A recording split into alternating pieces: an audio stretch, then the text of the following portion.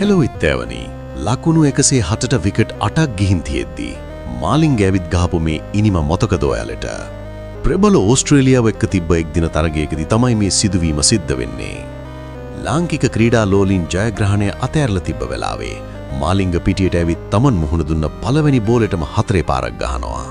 ඊට පස්සේ මාලිංග තමන්ගේ බැට් එක මාරු කරන්න ඕන කියපු වෙලාවේදී ඕස්ට්‍රේලියානු ක්‍රීඩකයන් hina වුණා. හැබැයි ඊට පස්සේ ඕස්ට්‍රේලියාවට අඩන්න තමයි උනේ.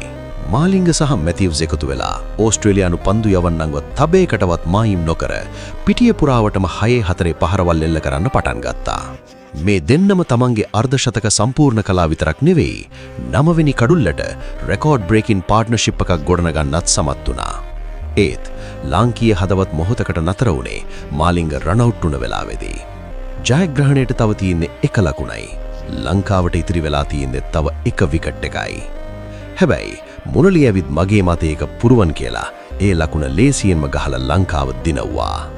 මාලිංගගේ සහ මැතිව්ස්ගේ මේ අමතක නොවන පාර්ට්නර්ෂිප් එක ගැන ඔයාලා මොකද හිතන්නේ?